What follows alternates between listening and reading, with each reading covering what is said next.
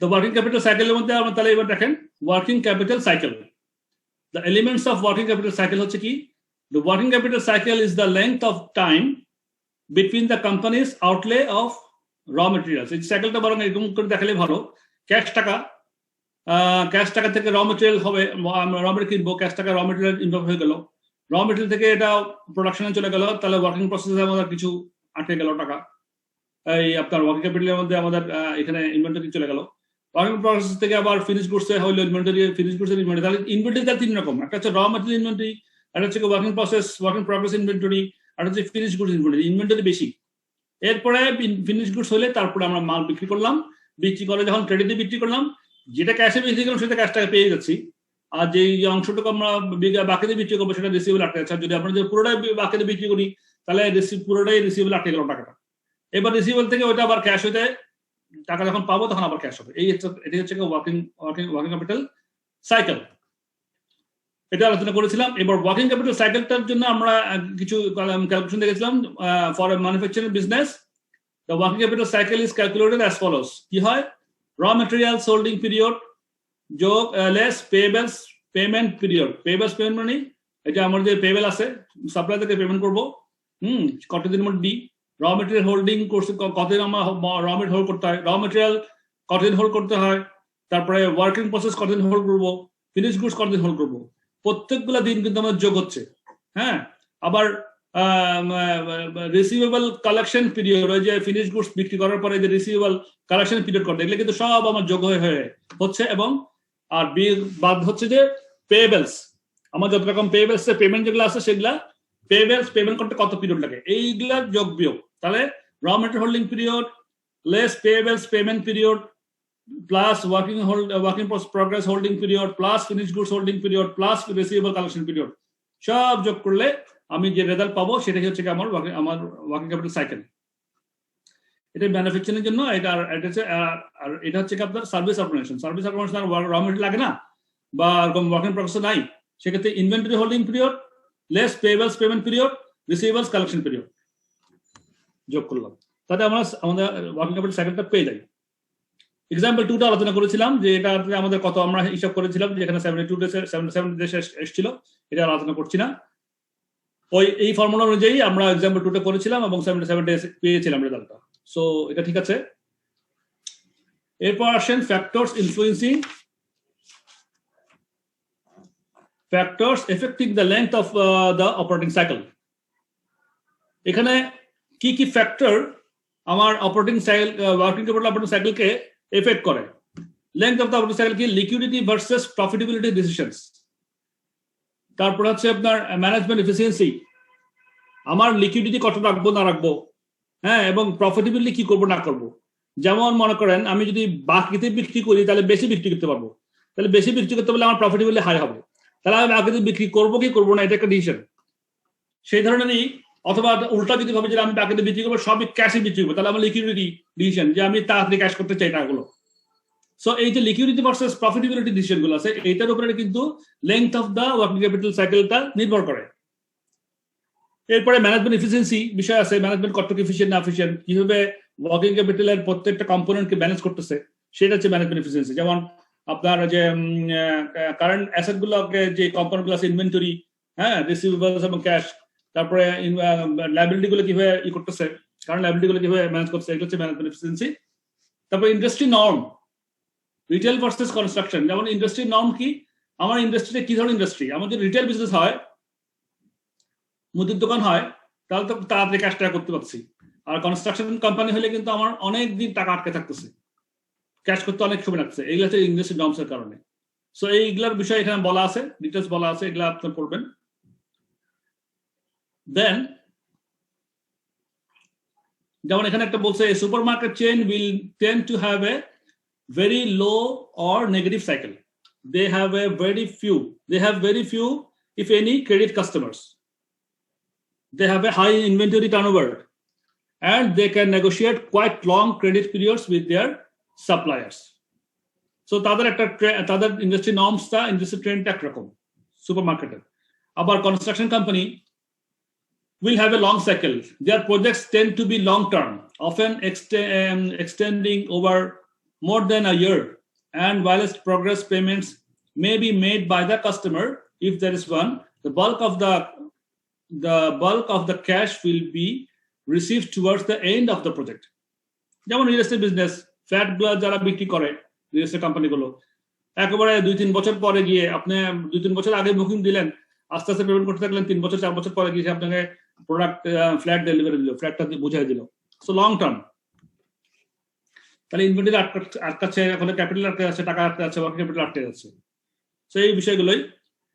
এবার working cap এটুকু পর্যন্ত আমরা সেদিন শেষ করেছিলাম। এখন ওয়ার্কিং ক্যাপিটাল রেশিও আমরা শুরু করি। ওয়ার্কিং ক্যাপিটাল রেশিও হচ্ছে বিভিন্ন ওয়ার্কিং ক্যাপিটাল যে এলিমেন্টগুলো আছে সেগুলোর রেশিও বের করা। The periods use to determine the working capital cycle are calculated by using a series of working capital ratios. The ratios for the individual components, inventory, receivables, and payables, are normally expressed as the number of days, weeks, months of the relevant income statement figure they represent. At income, তাদের যে income figure থাকে সেখান থেকে এই যে আমাদের যা রেশিওগুলো আমরা বের করি বিভিন্ন ওয়ার্কিং ক্যাপিটাল বিভিন্ন কম্পোনেন্টসের, যেমন ইনভেন্টরি, রিসিভেবলস, পেয়েবলস এগুলোরই রেশিও বের করি। এটি হচ্ছে আপনার ওয়ার্কিং ক্যাপিটাল রেশিওস। তো কিভাবে করি? It's very easy. একটা এক্সাম্পল দেখলে একদম আমাদের ক্লিয়ার হবে। এনিওয়ে, আপনারা কি শুনতে পাচ্ছেন তো না আমাকে? জি স্যার, শুনতেছি। আচ্ছা, একদম সারা শুনতে পাচ্ছি না তো, ইভেন কোনো ওভারইয়ারও করতেছে কিছু, সুতরাং আমি একটু কনফার্ম হতে চাইলাম। হ্যাঁ, তো বলতেছে XPLC has the following figures from its most recent accounts.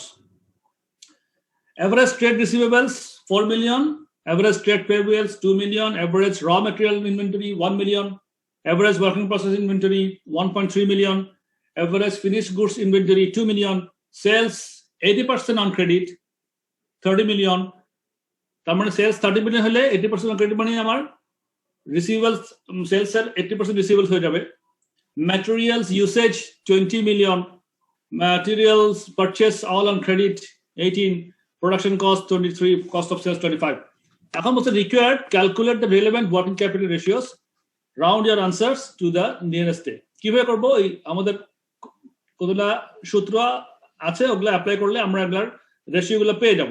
যেমন মনে করেন র মেটেরিয়াল ইনভেন্টরি, আমাদের একটা জিনিস আমি আগেই বলি যে আমাদের যে যতগুলো কম্পোনেন্টস, র মেটেরিয়াল, তারপরে আপনার work in progress and finished goods, এইগুলো হচ্ছে আমাদের inventory item.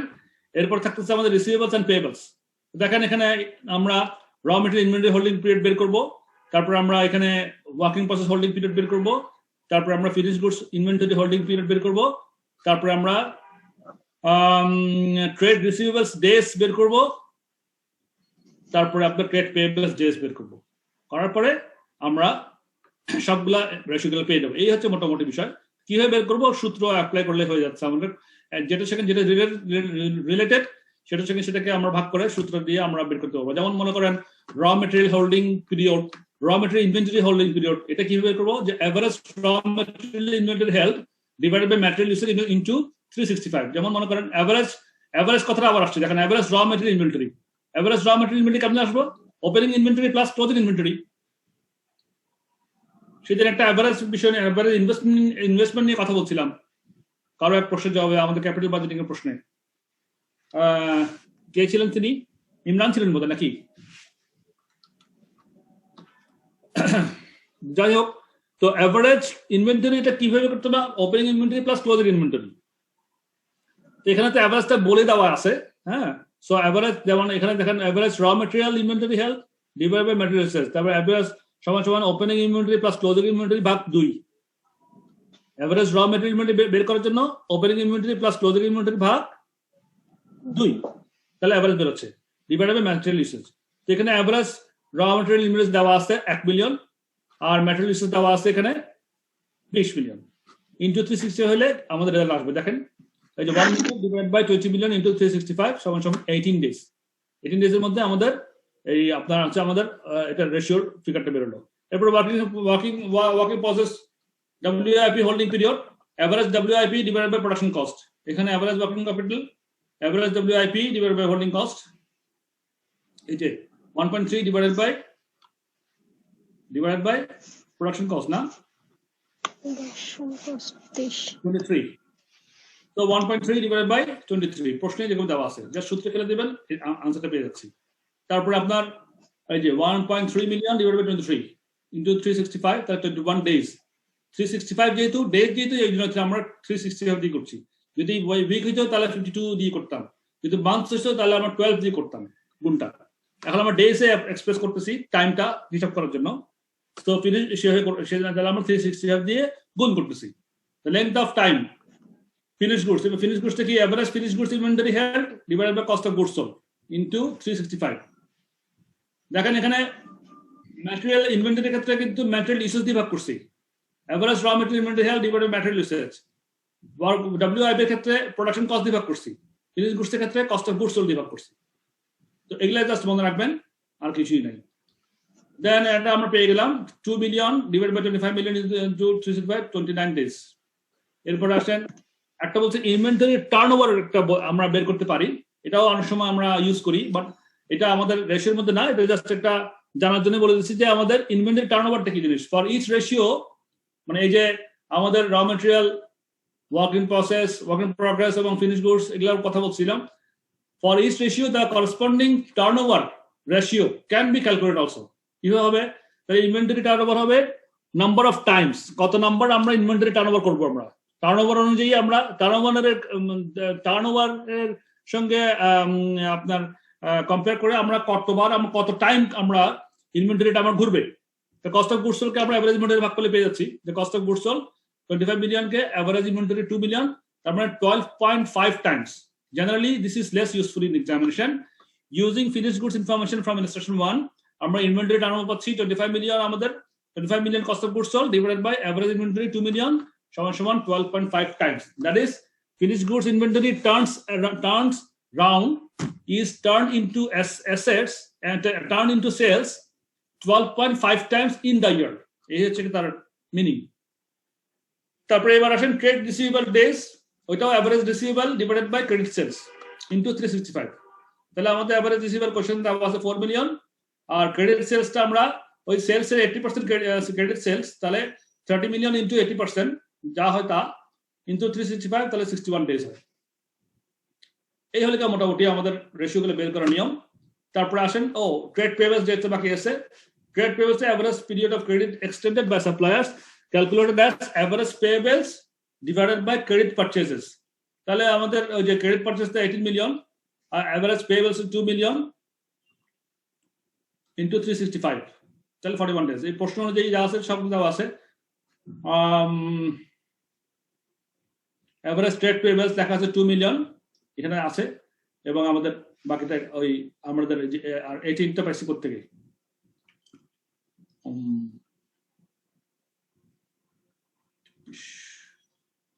18 million average credit purchase 18 million আছে না এখানে? Credit purchase 18 million. এই যে materials purchase all on credit 18 million. So 2 million ভাগ 18 million into 365 সমান 41 days. এই হলো মোটামুটি হিসাব, ভেরি ইজি, নাথিং কমপ্লিকেটেড। তারপর আসেন এখন কিছু কমপ্লিকেশন হয়। আমাদের এই যে রেশিও ক্যালকুলেশনের সময় কিছু কমপ্লিকেশন হয়। আমাদের কি কি কমপ্লিকেশন হয় সেটা একটু জেনে নিই। There are differences in the way that the ratio might be calculated. Total purchases for the year should be used where possible. If the figure for purchases is not available, the cost of sales in the year should be used instead. যদি আমার পারচেজের figure না থাকে তাহলে cost of সেলসটাকে আমি ধরে নিই ওটাই আমার পুরোটাই কস্ট অফ সেলস বলে। সেলসটা cost of production, cost of sales এগুলো মোটামুটি মনে করেন মধ্যে তখন ওইটাই আমার পুরো পারচেজের মধ্যে ওই টাকাটা ইনভলভ ছিল। So total purchase for the year should be used where possible. If the figure for purchases is not available, the cost of sales in the year should be used instead. So the figure for purchases includes any sales tax recoverable, whereas the carrying amount for payables includes sales tax. Sales ট্যাক্সটা হচ্ছে সেলসের মধ্যে ট্যাক্সটা দিই আমরা, sales tax যেটা ধরি সেটা পেয়েবলের মধ্যে আমাদের অথবা আমাদের ধরা থাকে, সুতরাং কিন্তু পারচেজের মধ্যে ওইটা ধরা থাকে না। সো ওটাকে আমাদেরকে আবার অ্যাডাপ্ট করে নিতে হবে। To make a like for like comparison, it might be appropriate to add recoverable sales tax back inventories back into the purchases, or remove the sales tax element from the trade payables. However, this is not usually done. Tarpore, where available, the average trade payments during the year should be used, normally calculated as the average of the trade payables at the beginning and the end of the year. কিন্তু however যদি না থাকে, যদি if you wish to compare, এটা একটু মানে যদি বুঝেন, if you wish to compare the average payment period in the most recent year and the previous year, যদি আপনি 2 বছরের মধ্যে কম্পেয়ার করেন তাহলে কি করবেন? তাহলে আপনি average operating balance plus closing balance ভাগ 2 দিয়ে করাটা তখন সঠিক হবে না। সেক্ষেত্রে আপনি যেটা করবেন, if you wish to compare the average payment period in the most recent year and the previous year, and you only have figures for the 2 years, it will be necessary to use the end of year trade payables rather than an average value for the year. The same issue will arise when making receivables calculation. যদি দুটো বছরে compare করতে চান তাহলে উভয় বছরের আপনার last যে ব্যালেন্স ফিগার আছে, ক্লোজিং ফিগার আছে, ক্লোজিং ব্যালেন্সটা সেটাকে আপনি ধরেন, সেটাকে ধরে আপনি হিসাবটা করবেন। Generally, increasing payables days suggests advantage is being taken of available credit, but there are risks: losing supplier goodwill, losing prompt payment discounts, suppliers increasing the price of compensate. এগুলো আমরা একটু আগে আলোচনা করেছিলাম। এনিওয়েজ, তাহলে কি দাঁড়াচ্ছে, আমরা যে এই একটু আগে যে হিসাবগুলো করলাম, সব রেশিও বের করলাম, তাতে আমাদের কি দাঁড়াচ্ছে? হ্যাঁ, the working capital cycle আমরা কি পেলাম তাহলে? The ratios can then be brought together to produce the working capital cycle. ওই যে আমরা working capital যেগুলো বের করলাম রেশিওগুলো, এগুলো এখন আমরা ওয়ার্কিং ক্যাপিটাল সাইকেলের জন্য কত মোট টোটাল সাইকেল কত সেটা বের করতে পারি। যেমন আমরা র মেটেরিয়াল ইনভেন্টরি ডেজ বের করেছিলাম 18 দিন, ট্রেড পেয়েবল ছিল 41 ডেজ, এটাকে মাইনাস করব, ওয়ার্কিং প্রসেস পিরিয়ড ছিল আমাদের 21 দিন, ফিনিশ গুডস ইনভেন্টরি ডেজ ছিল 29 দিন, রিসিভেবল ডেজ ছিল 61 দিন। তাহলে 18 এগুলো সব যোগ করে 41 বাদ দিলে length of working capital cycle হচ্ছে আমার 88 ডেজ, যেটা আমরা একটু আগে ইলাস্ট্রেশন যেটা করেছিলাম সেগুলো। The working capital cycle tells us it takes XPLC 88 days between paying out for material purchases and eventually receiving cash back from customers.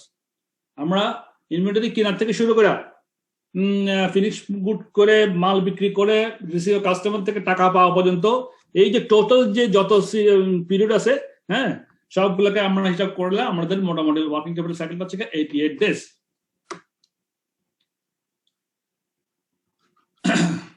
এই হলো মোটামুটি বিষয়।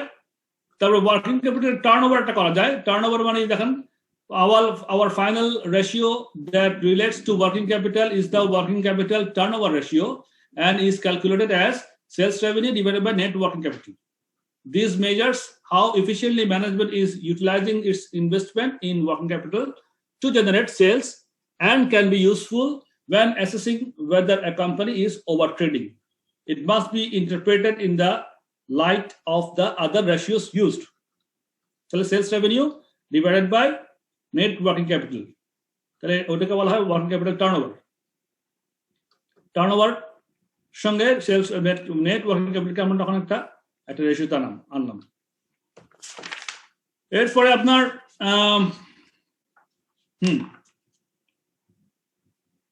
আচ্ছা, এগুলো ইম্পর্টেন্ট, এগুলো একটু আলোচনা করি। Additional points for calculating ratios. কিছু কিছু বিষয় আছে আমাদের এগুলো মাথায় রাখতে হবে।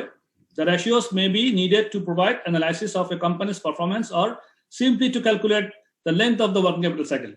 There are a few simple points to remember which will be great use in the examination. কিছু পয়েন্ট আমাদের মাথায় রাখতেই হবে। সেটা হচ্ছে গিয়া where the period is required in days, the multiple in the ratio is 365. আমি একটু আগে কথাটা বলছিলাম। For months the multiple is 12, যেহেতু 12 মাসে এক বছর। For weeks 52 for weeks, যেহেতু 52 সপ্তাহে আমরা এক বছর ধরতে পারি। if you are required to compare ratios between two statements of financial position, দুইটা financial position statement এর আপনি 2 বছরের হিসাবটা কম্পেয়ার করতেছেন, if you are required to compare ratios between two statements of financial position, it is acceptable to base each holding period on closing figures on the statement of financial position each year rather than an average. তখন average না করে আপনারা কি করবেন, it is acceptable to base each holding period on closing figures, তার মানে দুইটা বছরেরই closing ফিগারটা নিয়ে আপনি কাজ করলে ওটা most acceptable rather than an average করার চেয়ে ক্লোজিং ব্যালেন্স গুলো ধরবেন, 2 বছরের ক্লোজিং ব্যালেন্স গুলো নিয়ে কম্পেয়ারটা করলেন in order to see whether the ratio has increased or decreased.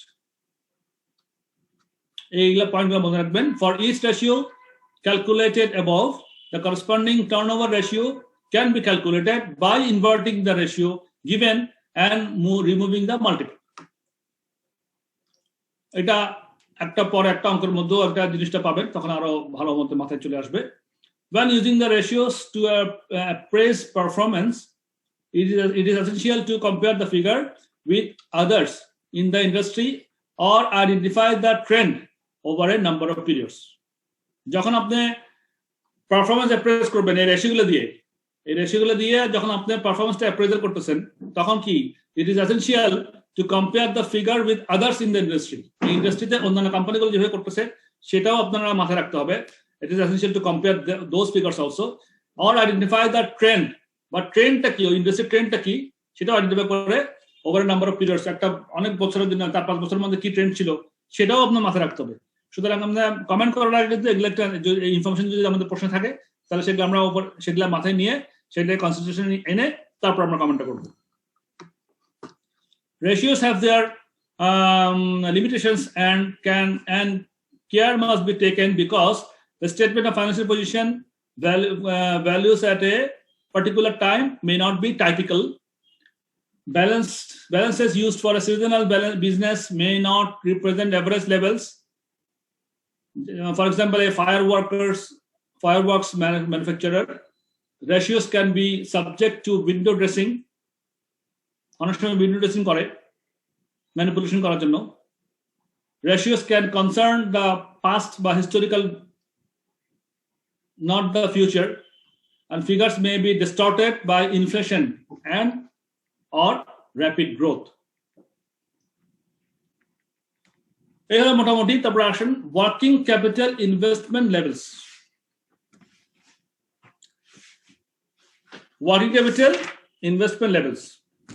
The working capital ratios shown above can be used to predict the future levels of investment, the statement of financial position figures required.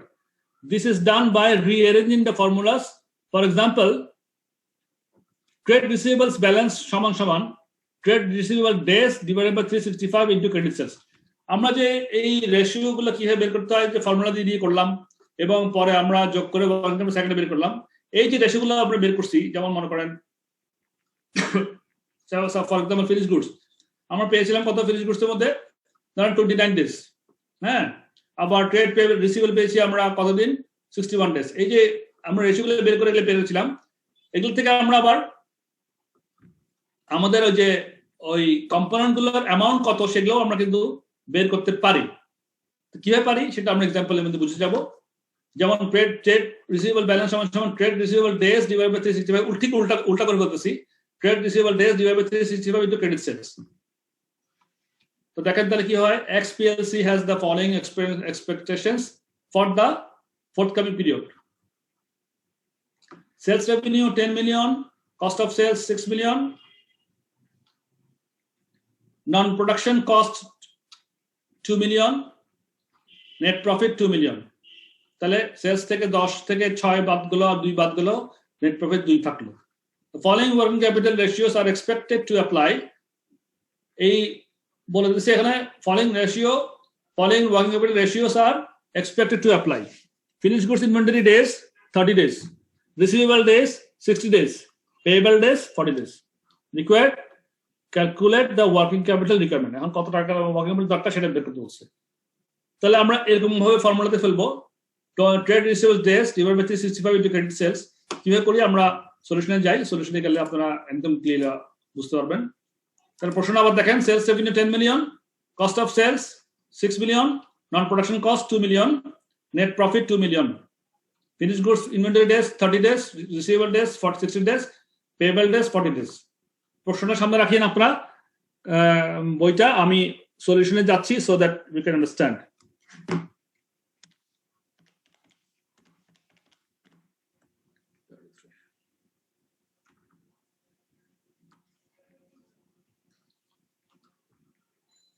এই দেখুন we need to use the ratios to calculate statement of financial position values in order to construct the projected working capital position.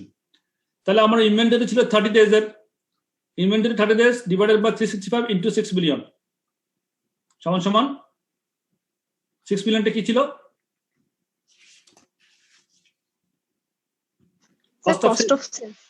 cost of sales 30 divided by 365 into cost of sales মানে হচ্ছে inventory cost of sales যেহেতু আমাদের অন্য যেহেতু inventory পারচেজের কোনো এখানে আমাদের কোনো ইনফরমেশন নাই তাহলে ধরে নিচ্ছি যে কস্ট অফ সেলস থেকে আমাদের পারচেজ ইনভেন্টরি পারচেজের অ্যামাউন্ট তো 30 ডিভাইডেড বাই 365 ইনটু 36 মিলিয়ন সমান সমান 0.49 মিলিয়ন এটা হচ্ছে ইনভেন্টরি তারপর রিসিভেবলস কত লাগতেছে 60 ডেজের কথা বলা আছে তো রিসিভেবলস তো কত থেকে আসবে সেলস থেকে আসবে না রিসিভেবলটা বিক্রি করলাম সেলস থেকে আমরা সেলসটা ধরলাম যে পুরোটাই বিক্রি করে ফেললাম এখানে কিন্তু বলা নাই যে ক্যাশ কত সেল বা ক্রেডিট কত সেল কিন্তু এই কথা কিন্তু বলা নেই তো ধরে নিচ্ছি যে পুরোটাই রিসিভেবল পুরোটাই সব করে সেলই ক্রেডিট করছি সেক্ষেত্রে ধরে নিতে হবে এরকমই তাহলে বিক্রি করছি আমাদের 10 মিলিয়ন বিক্রি করছি 60 ডিভাইডেড বাই 365 ইনটু 10 মিলিয়ন তাহলে 1.64 মিলিয়ন হচ্ছে কি আমাদের রিসিভেবল ট্রেড পেয়েবল এরকম 40 days divided by 365 days into 6 million trade payable মানে কোন যা কিনলাম 6 মিলিয়ন দিয়ে যা কিনছি আমরা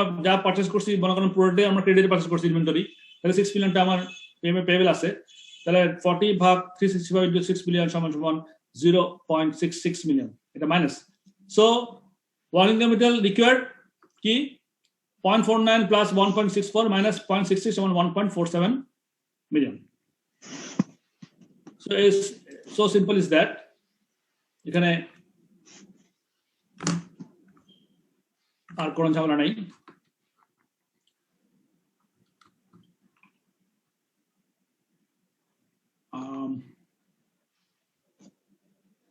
এখানে ছিলাম না এখানে ছিলাম সো এখন আরেকটা বিষয় যে দেখেন working capital investment levels level এটা কি এখানে কিছু বিষয় আছে এগুলো একটু আমরা জেনে নিই the level of working capital required is affected by the following factors working capital কত কম বা কত বেশি হবে এটা কিছু ফ্যাক্টরের দ্বারা এফেক্টেড হয় কিভাবে হয় যেমন the nature of the business for example manufacturing companies need more inventory than service companies এটা আমরা একটু আগে আলোচনা করছিলাম so manufacturing company needs more inventory than service companies number 2 uncertainty in supplier deliveries uncertainty would mean that extra inventory needs to be carried in order to cover fluctuations যদি uncertainty ডেলিভারিতে uncertainty থাকে তাহলে আমার extra inventory কিন্তু আমাকে রেখে দিতে হবে এক্সট্রা ইনভেন্টরি রেখে দেওয়া মানে ওয়ার্কিং ক্যাপিটাল সাইকেলটা কিন্তু বৃদ্ধি পাবে number 3 the overall level of activity of the business as output increases receivables inventory etc all tend to increase যখন আমার অ্যাক্টিভিটি লেভেল যদি বেড়ে যায় activity level of activity of the business মানে এই ক্ষেত্রে কি মিন করতেছে the overall level of activity of business ক্ষেত্রে কি মিন করতেছে as output increases receivables inventory and etc all tend to increase মানে আমার ব্যবসার যে লেভেলটা আমার কত প্রোডাকশন লেভেল কত সেলস লেভেল এইগুলো হচ্ছে level activity level of activity সম্বন্ধে আমরা প্রথম দিকে অনেক আলোচনা করেছিলাম so overall level of activity যদি আমাদের বেশি হয় আউটপুট যদি বেশি হয় তাহলে রিসিভেবল বেশি হচ্ছে ইনভেন্টরি বেশি হচ্ছে এটসেট্রা কোম্পানিজ ক্রেডিট পলিসি হ্যাঁ আমাদের কতটুকু টাকা রাখবো কতটুকু আমরা বাকিতে দিব না দিব এটা আমাদের এইটাই হচ্ছে credit policy the tighter the company's policy the lower the level of receivables the length of the working capital cycle the longer it takes to convert material into finished goods into cash the greater the investment in working capital. এগুলো আমরা আলোচনা করেছিলাম। The credit policy of suppliers, supplier credit policy. Supplier যে আমাকে মাল দেয় সে supplier. The credit policy of supplier, the less credit the company is allowed to take, the lower the level of payable and the higher the net investment in working capital. These are the things যেগুলো আপনাকে আপনার working capital কে effect করে, এটা কত level হবে না হবে। So this was the chapter, short chapter একদম। তো ওয়ার্কিং ক্যাপিটাল এখানে আমরা কি ম্যানেজমেন্টের মধ্যে আমরা এই যে elements of working capital, current assets less current liabilities, মানে হচ্ছে কি inventory plus receivables plus cash minus payables, এই হচ্ছে কি মাইনাস ওভারড্রাফট, ওডি মানে ওভারড্রাফট। তারপরে আপনার আমরা management objectives, correct balances between liquidity and versus profitability, cash versus profits, cash operating cycle elements gulo ki raw material, working process, finished goods, receivables, payables, length hoche ga affected by profitability versus liquidity, management efficiency and type of business. Tarpore calculations korechi amra raw material holding minus payables periods plus working WIP holding plus finished goods holding minus plus receivables period calculation করেছি এবং use of measure of overall cash requirement করেছি। তারপরে এদিকে working capital investment levels, work back from ratios to find balances, যেগুলো আমরা একটু আগে অঙ্ক করলাম, working capital ratio, operating cycle, liquidity। তো এই হচ্ছে মোটামুটি রেশিও গুলো এখানে যা করছি, current ratio, operating cycle and liquidity, current ratio, quick ratio, working capital turnover, payable periods, raw material holding period, working process holding period, receivable period, finished goods holding period. As simple as that. আপনারা এই test of understanding গুলো সবগুলো করবেন, আমার মনে হয় না কোনো ঝামেলা হবে আর কি এখানে। সো আমরা কি কোনো কোশ্চেন আছে আমাদের নাকি আমরা বুঝতে পারছি? খুব বেশি কিছু আমার বোঝাবার নাই, ভেরি সিম্পল এবং to understand, very much understandable. So তাহলে নেক্সট চ্যাপ্টার যাচ্ছি। আমাদের হোমওয়ার্ক হচ্ছে এই টেস্ট অফ আন্ডারস্ট্যান্ডিং করা, চ্যাপ্টারটাকে পুরো আবার কভার করে টেস্ট অফ আন্ডারস্ট্যান্ডিং সম্পূর্ণ করে ফেলবেন।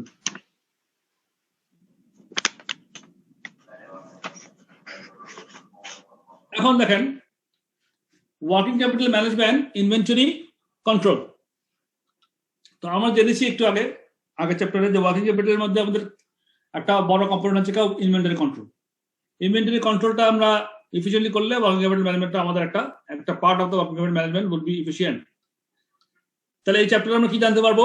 এই চ্যাপ্টারে হচ্ছে analyse the working capital position and identify areas for improvement. Component কি এখানে এই চ্যাপ্টার কম্পোনেন্ট থেকে analyse the impacts of alternative policies for stock management. Stock মানে হচ্ছে ইনভেন্টরি, স্টক ম্যানেজমেন্ট মানে inventory management. Analyse the impacts of alternative policies for stock management. চ্যাপ্টারে কি আছে ওভারভিউতে কি দেখেন, ওয়ার্কিং ক্যাপিটাল ম্যানেজমেন্ট হচ্ছে working capital management, inventory control, objectives, the balancing act. এখানেও কিন্তু দ্য ব্যালেন্সিং অ্যাক্ট, ওয়ার্কিং ক্যাপিটালের প্রত্যেকটা চ্যাপ্টারে গিয়ে দেখবেন যে ব্যালেন্সিং অ্যাক্ট কথাটা পাচ্ছেন, মানে লিকুইডিটি ভার্সেস প্রফিটেবিলিটি, এটা হচ্ছে ব্যালেন্সিং অ্যাক্ট। কতটুকু অপটিমাম রাখবে লিকুইডিটি এবং প্রফিটেবিলিটি, এই দিকে অপটিমাম লেভেলে এনে সমান লেভেলে এনে আপনি হাইয়েস্ট বেনিফিট যেন অর্জন করতে পারেন। তাহলে অবজেক্টিভস হচ্ছে গিয়া দ্য ব্যালেন্সিং অ্যাক্ট। তারপর হচ্ছে ইমপ্রুভ ইনভেন্টরি ম্যানেজমেন্ট সিস্টেমস। তারপর জেআইটি সম্বন্ধে আমরা সবাই আগে জানতাম, তাই না? জেআইটি দেখেন আপনারা এই সাবজেক্টে আমরা কয়েকবার জেআইটি কথা আসছে। তো জেআইটি মানে কি বলেন তো? জেআইটি পুরো এলিভেশনটা কি কেউ বলবেন? What is JIT? Just in time, thank you. Calculating reorder levels, the EOQ মানে ইকোনমিক অর্ডার কোয়ান্টিটি, আর ডিলিং উইথ ডিসকাউন্টস। আমরা ডিসকাউন্ট পাই বড় বড় বাল্ক পারচেজ, সেগুলো নিয়ে কিভাবে ডিল করবো সেটি। এই মোটামুটি ছোট একটা চ্যাপ্টার, এটাও দেখি কতটা করা যায়। The objectives of inventory management. Inventory is a major investment for many companies. manufacturing companies can potentially be carrying inventory equivalent to between 3 and 6 months worth of sales, depending on where they source their inventory from and the relative power of suppliers. Power of suppliers কথাটা মানে কি? সাপ্লায়াররা আমাকে কতদিনের ভিতরে supply করতে পারবে, delivery দিতে পারবে? হ্যাঁ, এটা একটা পাওয়ার হতে পারে। তার অ্যাবিলিটি করতে আছে, সে আমাকে কতদিনের মধ্যে দিতে পারবে, তার ক্রেডিট পলিসি কেমন, সে কি আমাকে ক্রেডিট দিতে পারবে, এটাকে পারবে না, বাকিতে মাল দিতে পারবে নাকি পারবে না, সে কি আমাকে কোনো ডিসকাউন্ট অফার করে কিনা, ইত্যাদি ইত্যাদি। তো এগুলো so relative power of suppliers. It is therefore essential to reduce the levels of inventory held to the necessary minimum. Inventory যদি আপনি হেল্ড করেন, যদি আপনারা রাখেন, তাহলে কিন্তু খরচ আছে, দুই ধরনের খরচ আছে, একটা হচ্ছে হোল্ডিং কস্ট, একটা হচ্ছে অর্ডারিং কস্ট। এগুলো আমরা একটু পরে আলোচনা করব। এখানে দেখেন inventory balancing act. Inventory balancing act, balancing অ্যাক্টের কথা আমরা একটু আগে বলছিলাম। এটা হচ্ছে একদিকে হচ্ছে লিকুইডিটি, একদিকে হচ্ছে প্রফিটেবিলিটি। দেখেন সমান সমান রাখার চেষ্টা করতেছি। Reducing inventory to the lowest possible amount to minimize the level of capital employed to be funded. Inventory to আমাদের ফান্ড দিতে হবে, so reducing inventory to the lowest possible amount to minimize the level of capital employed to be funded. তাহলে যদি আমার কম টাকা আমরা involve করি, তাহলে আমার লিকুইডিটি, আমার ক্যাশ টাকা থাকতে, আমার লিকুইডিটি মানে বেশি থাকতেছে, হ্যাঁ, ক্যাশেবল মানে বেশি থাকতেছে। এটা হচ্ছে লিকুইডিটি পার্ট। আর প্রফিটেবিলিটি পার্টটা কি? Ensuring that sufficient inventory is held so that it does not run out and disrupt business. এখন যদি আমার যদি ইনভেন্টরি কম থাকে, আর আমার যদি ইনভেন্টরি নাই, এখন বিক্রি, এখন সেলস ডিমান্ড চলে আসছে, তাহলে তো বিক্রি করতে পারতেছি না, প্রোডাকশন করতে পারতেছি না। অথবা আমার ডিমান্ড আছে, প্রোডাকশন আছে, সবকিছুই আছে, কিন্তু আমার ইনভেন্টরি একটা শর্ট হয়ে গেল, তাহলে তো আমি প্রফিটেবিলিটি হারালাম, আমি তো প্রফিটটা করতে পারলাম না। তাহলে প্রফিটেবিলিটি বিষয়টা এখানে মাথায় রাখতে হবে। So ensuring that sufficient inventory is held so that it does not run out and disrupt the business. এখন cost of high inventory levels. Inventory লেভেলের কত কস্ট আছে, হাই ইনভেন্টরি লেভেলের কত কস্ট আছে। Keeping inventory levels high is expensive owing to the foregone interest that is lost from tying up capital in inventory. ইনভেন্টরিতে আমার যে টাকাটা আমি ক্যাপিটাল ইনভলভ করবো, ওটা ব্যাংক থেকে লোন নিয়ে দিলে আমাকে টাকা দিতে হচ্ছে, ইন্টারেস্ট দিতে হচ্ছে। সো হোল্ডিং কস্ট হচ্ছে কি? Storage cost, stores administration cost, risk of theft, damage, obsolescence, etcetera. Cost of high inventory levels আমরা একটু আগে বলেছি, ওগুলোই interest cost, storage and store administration, other risk, এগুলো বলেছি আমরা। Cost of low inventory level, যদি কস্ট অফ আমার যদি হাই ইনভেন্টরি লেভেলটা কথা বললাম, লো ইনভেন্টরি কস্টটা কি? যদি আমার ইনভেন্টরি লো থাকে, তাহলে কি কস্ট জড়িত হতে পারে? একটা হচ্ছে গিয়ে স্টক আউট হতে পারে। স্টক আউট যদি হয় থাকে, আমার স্টক যদি কম থাকে, তাহলে আমার লস্ট কন্ট্রিবিউশন, আমার ওই যে বিক্রি করতে পারলাম না, আমার ইনভেন্টরি ফুরিয়ে গেল, আমার মাল বেচতে পারিনি, তাহলে তো প্রফিটটা পেলাম না, তাহলে লস্ট কন্ট্রিবিউশন। তারপর প্রোডাকশন স্টপেজেস, আমার যদি ইনভেন্টরি শর্ট থাকে, আমার প্রোডাকশন যদি স্টপ হয়ে যায়, তাহলে তো আমার অনেক লস। শুধু প্রোডাকশন লস না, প্রোডাকশন লসের কারণে কিন্তু আমার লেবার এমপ্লয়েড ফিক্সড যে স্যালারি আছে ওগুলো লস, আমার বাড়ি ভাড়া লস, আমার ফিক্সড আপনার যে ইউটিলিটি সার্ভিস গুলোর যেটা পেমেন্ট করতে হয় এগুলো লস, অনেক ধরনের ওভারহেড কস্ট আছে, এগুলো লস হয়ে যায়। সো প্রোডাকশন স্টপেজের কারণে লস হতে পারে। তারপর ইমার্জেন্সি অর্ডার যে লস কন্ট্রিবিউশনের মতোই ইমার্জেন্সি অর্ডার হতে পারে। আমার হয়তো ইমার্জেন্সি কিছু অর্ডার পেয়ে গেলাম, কিন্তু দিতে পারলাম না, আমার কাছে স্টক নাই, হ্যাঁ, অ্যাডিকুয়েট স্টক নেই যে আমি ইমার্জেন্সি অর্ডারটা মিট করতে পারতেছি। যদি আমার কাছে অ্যাডিকুয়েট স্টক থাকতো, তাহলে হয়তো আমি ইমার্জেন্সি একটা বড় কোয়ান্টিটির একটা সেল করতে পারতাম, সেটা করতে পারলাম না। সো স্টক আউট হয়ে গেলে এই ধরনের সমস্যা হতে পারে। দেন আরো কস্ট হতে পারে হাই রিঅর্ডার সেটআপ কস্ট। যদি আমার ইনভেন্টরি লেভেল কম থাকে, তাহলে আমার রিঅর্ডার করতে হবে অনেক বারবার, তাই না? আমার অর্ডার করতে হবে অনেকবার। আমার কম ইনভেন্টরি থাকলে যদি রাখতে চাই, তাহলে আমাকে আমার পুরো বছরের ইনভেন্টরি মিট আপ করার জন্য আমাকে অনেকবার অর্ডার করতে হবে। তাহলে আমার অর্ডার যতবার করবো ততবার আমার অর্ডারিং কস্টের একটা বিষয় আছে। তো ওগুলা ফিক্সড এক্সপেন্সিভ অনেকগুলো আমাদের থেকে যায়, ওগুলো আমার হাই হয়ে যাবে তখন। তাহলে এই জন্য high reorder set up cost. তারপর লস্ট কোয়ান্টিটি ডিসকাউন্টস, অনেক সময় যদি আমরা বাল্কে মাল কিনি তাহলে আমাদেরকে সাপ্লায়াররা ডিসকাউন্ট দিয়ে থাকে, আর যদি কমে মাল কিনি তাহলে ডিসকাউন্ট পাবো না। সো এই বিষয়টা মাথায় রাখতে হবে যে আমরা লস্ট কোয়ান্টিটি ডিসকাউন্টস, আমি যদি কম মাল কিনি তাহলে ডিসকাউন্টটা হয়তো বিল করতে নাও পারি। অনেক সময় দেখা যায় ডিসকাউন্ট হিসাব করলে আমার অনেক টাকা ডিসকাউন্ট চলে আসে, যেটা আমার হয়তো বা অন্যান্য কস্টগুলোকে আমার ওভারকাম করতে পারবো সেটা দিয়ে, সেরকম একটা অঙ্ক আমরা করবো সামনে, তখন আমরা জিনিসটা আরো ক্লিয়ার হবে। So this are the things যে কস্ট অফ লো ইনভেন্টরি লেভেলের জন্য কি কি আছে আর কি। তো এখানে আরো বিস্তারিত বলা আছে, এগুলো আপনারা পড়বেন, আমি আর পড়ছি না। স্টক আউট, রিঅর্ডারশিপ, reorder setup cost and lost quantity discounts. চ্যালেঞ্জটা কি? What is the challenge? আচ্ছা, আমি একটু আগে জায়গায় চলে আসি।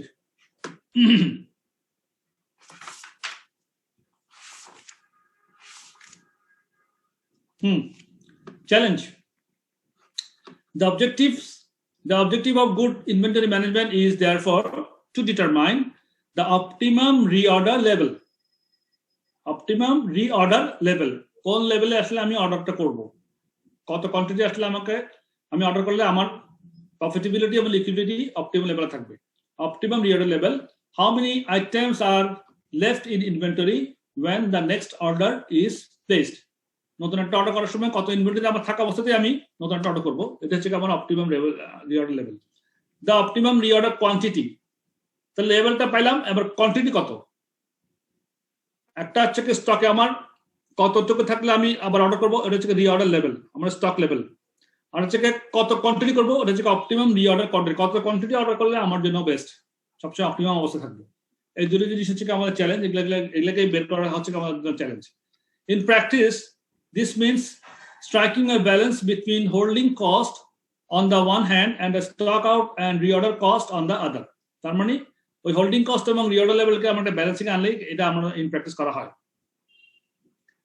The balancing act between liquidity and profitability, which might also be considered to be a trade-off between holding cost and stock out or reorder cost, is key to any discussion on inventory management. কিছু terminology আছে। other key terms associated with inventory management includes lead time R buffer inventory. Lead টাইমটা কি? Lead টাইমটা সম্বন্ধে নিশ্চয়ই আপনারা আগেও শুনে থাকবেন। লিড টাইমটা কি? the lag between when an order is placed and the item is delivered. Lead time সম্বন্ধে কি আপনারা আগে শুনেছিলেন? Lead time? জি স্যার। লিড টাইমটা কি বলেন তো? এখানে একটা বলা আছে, তারপরে আপনি বলেন।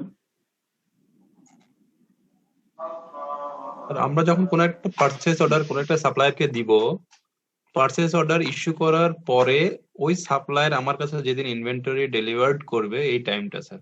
জি, মানে মাল অর্ডার দেওয়ার পরে আসতে যতদিন লাগবে ওইটা হচ্ছে লিড টাইম না? তাহলে the lag between an order is placed and the item is delivered, অথবা রিসিভড বলতে পারেন। তাহলে অনেক সময় অনেক লম্বা হতে পারে, অনেক সময় 10 দিন 15 দিন 1 মাস লেগে যেতে পারে। স্যার আমাদের ফ্যাক্টরির জন্য দিলে স্যার 4 মাস নেয় স্যার, 3 মাস লাগে ইম্পোর্ট করতে, পরে সিএনএফ ক্লিয়ার করে আস্তে আস্তে প্রায় আমার মানে ইনভেন্টরি अवेलेबल হতে হতে 4 মাস স্যার। মাই গুডনেস, কি আইটেম আপনাদের?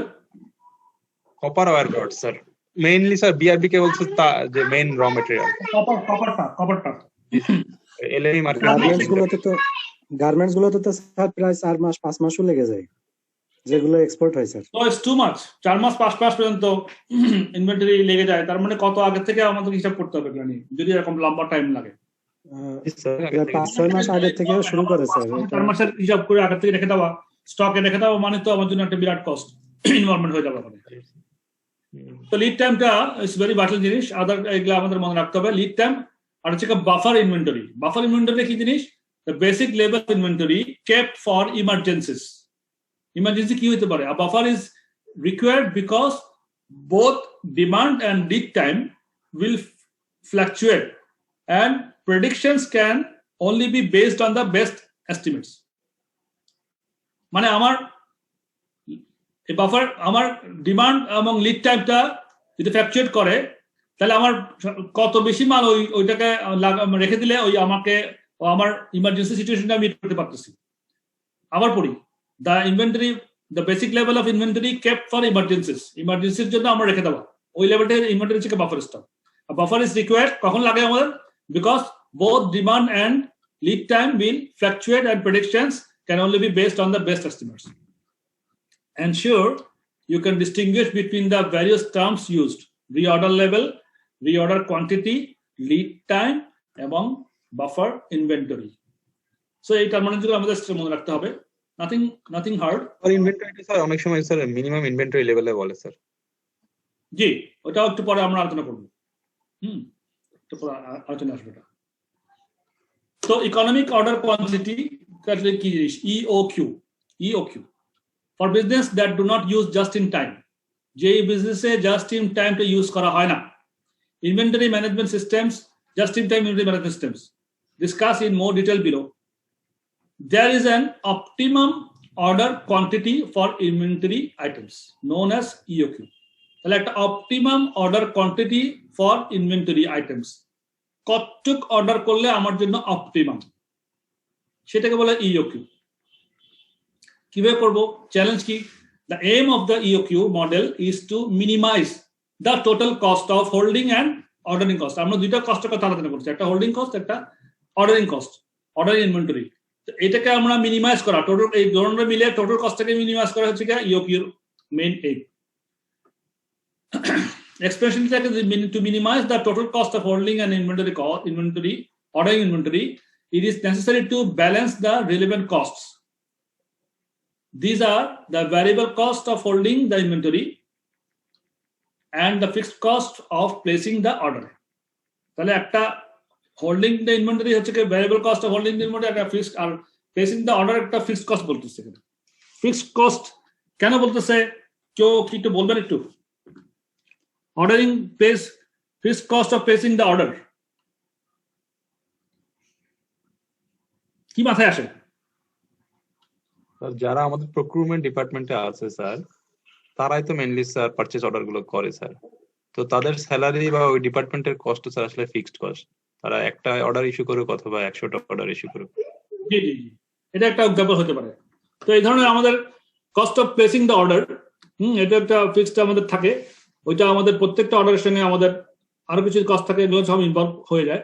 তো হোল্ডিং কস্ট সম্বন্ধে দ্য মডেল, হোল্ডিং কস্টটা কি? The model assumes that it costs a certain amount to hold a unit of inventory for a year, referred to as CH in the formula. CH মানে cost of holding, CH cost of holding.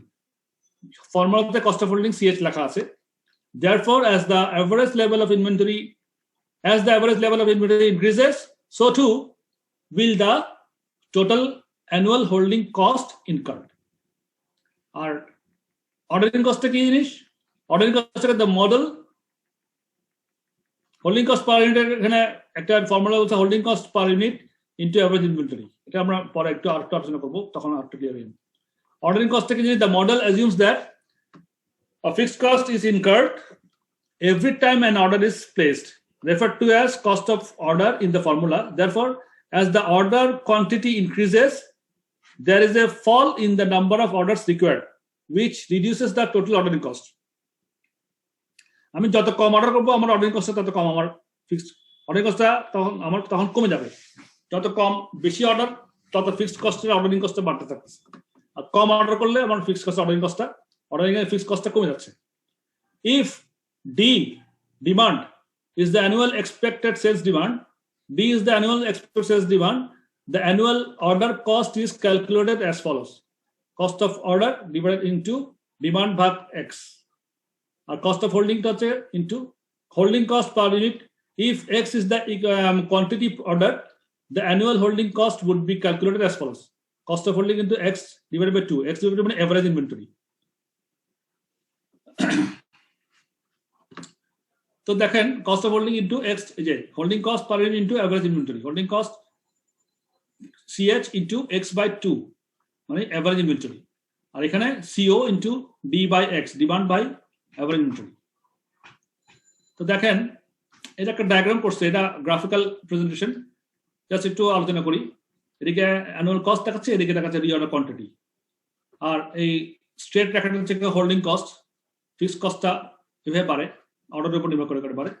R ordering কস্টটা একটু curve হয়ে আছে, হ্যাঁ, এটা holding cost, এটা ordering cost. দেন ইওকিউ হচ্ছে এটার পয়েন্টে এসে ইওকিউ, এটা টোটাল কস্ট এই কার্ভে, এই পয়েন্ট হচ্ছে EOQ. So this is the thing.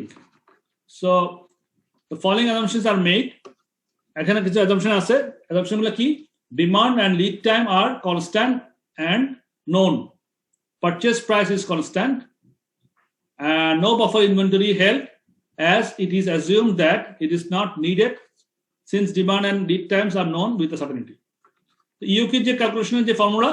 EOQ is equal to root over 2 COD, 2 into cost of order into demand, cost of holding, where CO সমান cost of order, D সমান annual demand, CH মানে cost of holding 1 unit for 1 year.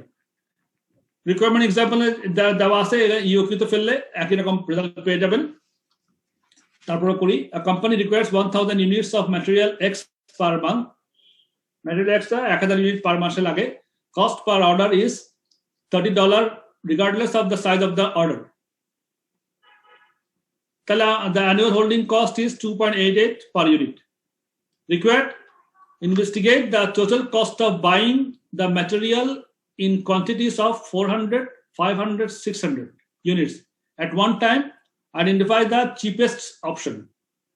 তারপরে বলছে apply the EOQ formula to prove your answer is correct.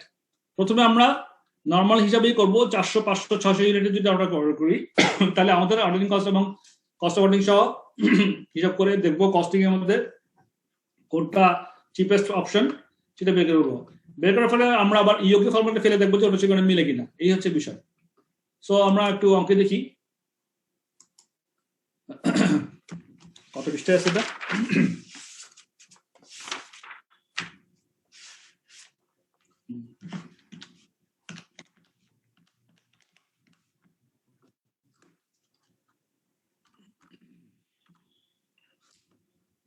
Very simple. দেখেন এখানে আমাদের 1000 unit করে পার মাসে বলছিল। সো আমার লাগতেছে 12000 ইউনিট, তাই না? বছরে আমার 12000 ইউনিট লাগে, কারণ প্রশ্ন বলা আছে company requires 1000 units of material x per month. তো যদি 12000 ইউনিট লাগে তাহলে 400 ইউনিট করে যদি অর্ডার করতে হয় তাহলে আমার কয়টা order? Number of orders per annum 12000 ভাগ 400, 30। 12 ভাগ 400 আর 500 করে হইলে 12000 ভাগ 500 24টা অর্ডার করতে হয়, আর 600 করে দিলে 12000 ভাগ 600 তাহলে 20টা অর্ডার করতে হয়। আর এভারেজ ইনভেন্টরিটা আমরা তো জাস্ট 2 ভাগ করলাম, 400 ইউনিট ভাগ 2 200, 500 ইউনিট ভাগ 2 250, 600 ইউনিট ভাগ 2 2, তাহলে নাম্বার অফ অর্ডার পার annumটা আমরা বের করলাম। যদি আমরা 400 ইউনিট করে করি তাহলে 12000 ইউনিট লাগে। 12000 ইউনিট আমাকে আনতে হলে আমার 30টা অর্ডার করতে হয়। 500 ইউনিট করে করলে 24টা অর্ডার করতে হয়, 600 করলে 20টা অর্ডার করতে হয়। হোল্ডিং কস্ট আমার 2.88 পার ইউনিট বলা আছে, তাহলে average inventory into holding cost, তাহলে আমার এভারেজ ইনভেন্টরি এখানে 400 জায়গায় হলে 200, 500 জায়গায় 250, 600 300, তাহলে 200 ইনটু 200 2.88 তাহলে 576, 250 ইনটু 2.88 720, 300 ইনটু 2.88 864। তাহলে আমি হোল্ডিং কস্টে বের করলাম। তারপর অর্ডারিং কস্টে বের করি। অর্ডারিং কস্টে কি আমার 400 ইউনিট, 500 ইউনিট, 600 ইউনিট, 400 ইউনিটের জন্য আমার 30টা অর্ডার করতে হয়, তাহলে আমার নাম্বার অফ অর্ডার 30টা ইনটু $30, 30টা অর্ডার ইনটু $30, তাহলে 3 3 9 $900। আবার এখানে 24 ইনটু 30 720, আর এখানে 20 ইনটু 30 $600। তাহলে পেয়ে যাচ্ছি আমরা আমার টোটাল কস্ট কত? 576 যোগ 900, তাহলে টোটাল কস্ট 1476। এক্ষেত্রে 720 যোগ 720 1440, এখানে 864 যোগ 600 1464। So therefore the best option কোনটা বলেন আপনারা এবার?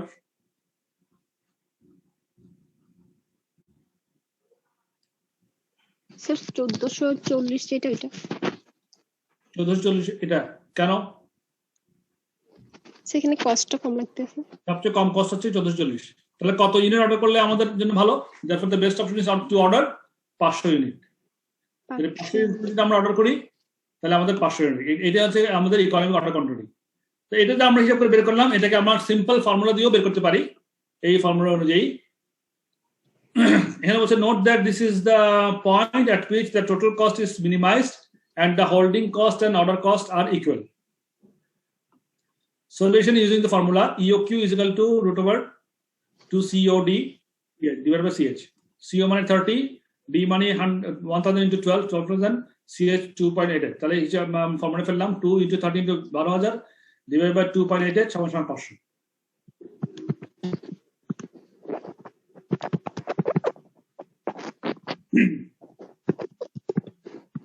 ঝামেলা আছে বলেন? না স্যার ঠিক আছে।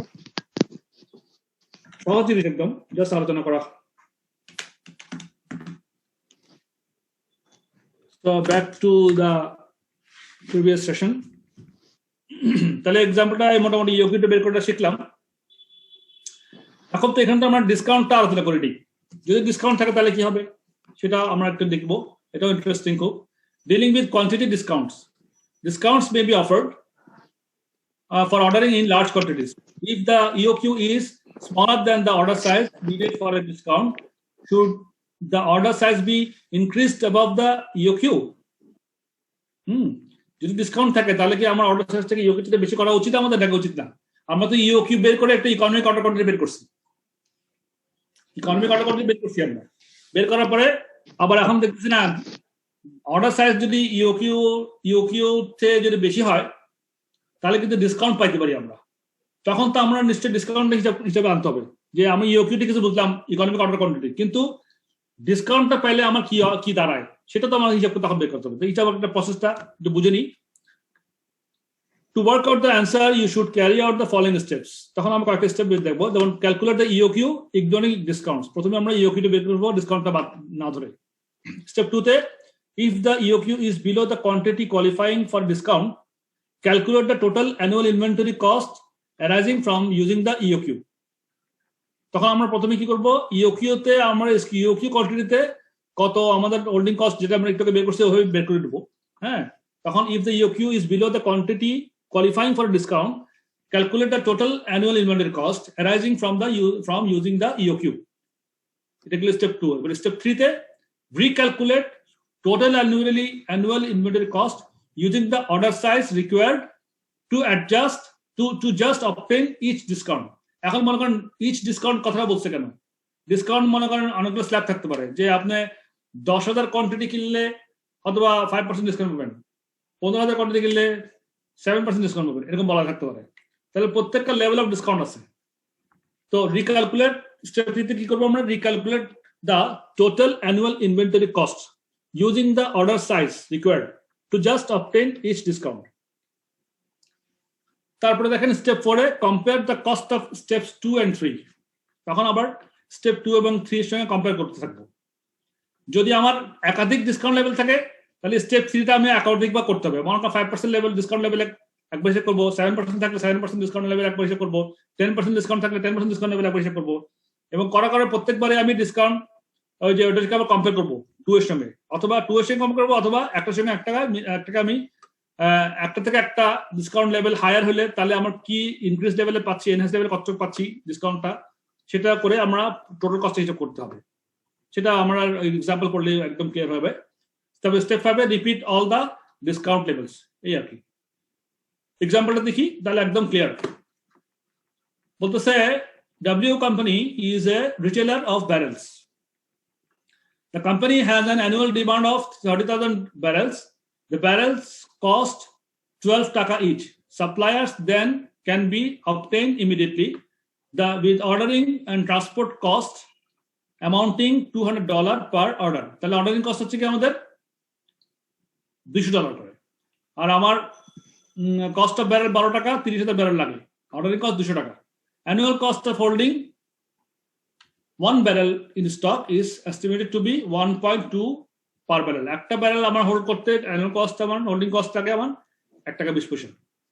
আর 2% discount is available on orders of at least 5,000 barrels. যদি 5,000 barrels যদি আমি অর্ডার করি তাহলে আমাকে সাপ্লায়ার 2% ডিসকাউন্ট দিবে, and a 2.5% discount is available if the order quantity is 7,500 barrels or above. যদি 7,500 এর উপর যদি কিনি তাহলে আমাকে সাপ্লায়ার 2.5% ডিসকাউন্ট দিবে। তাহলে এখন বলতেছে calculate the EOQ ignoring the discount and calculate if it would change once the discount is taken into account. এখন প্রথমে আমরা EOQ করব ডিসকাউন্ট ignoring the discount, তারপরে ডিসকাউন্ট লেভেলে চেঞ্জ করলে কি অবস্থা সেটা দেখবো আমরা। Let's see.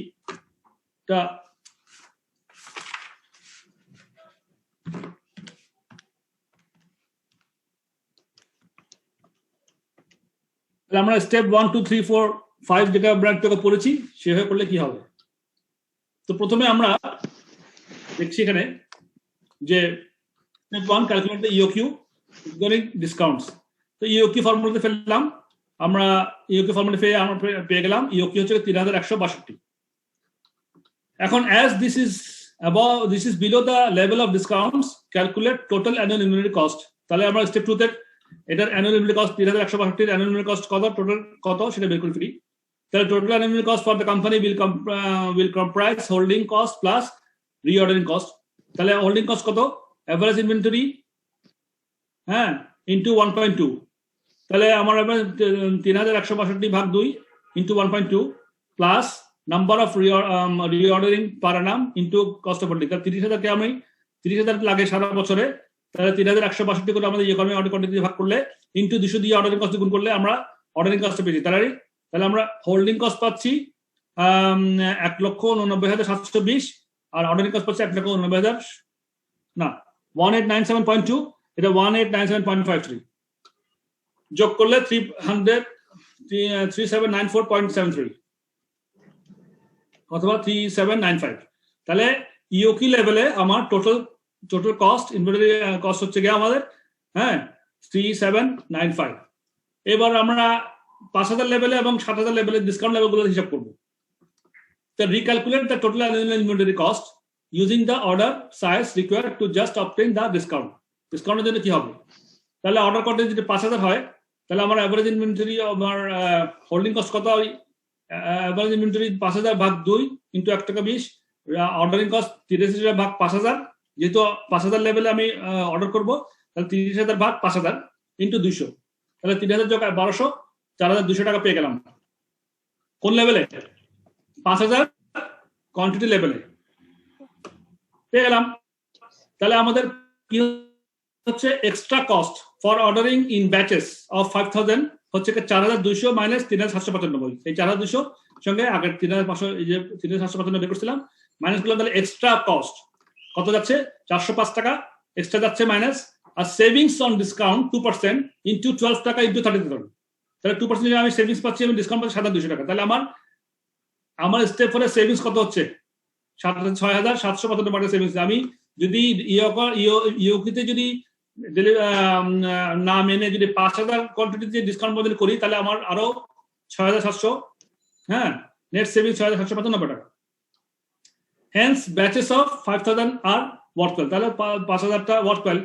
এবার আবার আমি 60,500 এর জন্য করব an order quantity of 7,500, total cost are as follows। ওই একই রকম 5,000 মধ্যে করলাম, করার পরে আমি পেলাম 5,000 টোটাল ইনভেন্টরি কস্ট পেলাম 5,300। তাহলে extra cost of ordering in batches of 7,500 এটা কম্পেয়ার করবো 5,000 এর সঙ্গে। তাহলে 5,300 বিয়োগ 4,200, তাহলে আমাদের 1,100 টাকা এক্সট্রা যাচ্ছে 7,500 করলে। আর savings on extra discount 2.5% minus 2% into $30,000, তাহলে 1,800 টাকা সেভিংস পাচ্ছি। তাহলে আরো সেভিংস আরো বাড়তেছে, নেট সেভিংস এগেইন আরো 700 টাকা আমি বেশি পাচ্ছি। তাহলে so a further cost saving can be made on orders of 7,500 units। এইভাবে আমরা হিসাব করে ফেলতে পারি। আর একটা অল্টারনেটিভ অ্যাপ্রোচ আছে, সেটা হচ্ছে এরকম। An alternative approach is to compare the local cost at each level and choose the lowest total cost as the best order level. The total cost will be made up the total purchasing cost, the holding cost and the other cost as follows. Order size 3,162 EOQ লেভেলটা, 5,000 level order size কি হলে 7,500 লেভেলে order size হলে কি হবে। তাহলে total purchase cost হচ্ছে 30,000 into 12 টাকা 3,60,000 3,60,000 3,60,000। ডিসকাউন্ট 3,162 লেভেলে নাই, 5,000 লেভেলে 7,200 টাকা ডিসকাউন্ট পাচ্ছি, 7,500 লেভেলে 9,000 টাকা ডিসকাউন্ট পাচ্ছি। হোল্ডিং কস্ট এর আদার কস্ট 3,162 লেভেলে 3,795 টাকা হোল্ডিং কস্ট অর্ডার কস্ট, 5,000 এর জায়গায় 5,000 লেভেলে 4,200 টাকা হোল্ডিং কস্ট, 7,500 লেভেলে 5,300 টাকা হোল্ডিং কস্ট। তাহলে এবার যোগ বিয়োগ করলাম, করার পরে দেখা গেছে টোটাল আমার 3,100 ইউকি লেভেলে 3,63,795, 5,000 লেভেলে 3,57,000 এবং 7,500 লেভেলে 3,56,300। তাহলে সবচেয়ে কম কোনটা? সবচেয়ে কম কস্ট হচ্ছে 7,500 থেকে কিনা দেখেন। জি স্যার। 7,500 লেভেলে যদি আমরা অর্ডার করি তাহলে সবচেয়ে কম কস্ট এখানে। তাহলে note that many of the same calculations would be needed in order to complete this table. যদি আরো যদি ডিসকাউন্ট লেভেল থাকে তাহলে আরো এরকম টেবিল করতে হবে আমাদেরকে। This confirms that the best order size would be 7,500 units. Clear? Clear কিনা বলেন? আর কোনো সমস্যা আছে? কেমন আছে?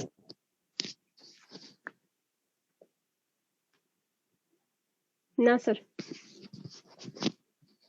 তো এই ছিল মোটামুটি, এটা করেছি আমরা, ওকে ওটা তো করেছি না। আপনি কি আমরা তো কোথায় গেলাম?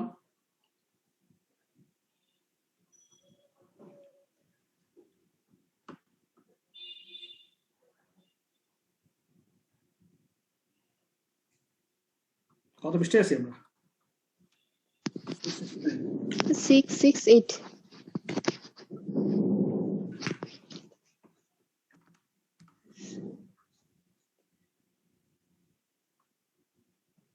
আমরা তো এটাই করেছি না, এক্সাম্পল 2 করেছি। জি স্যার। তারপরে দেখেন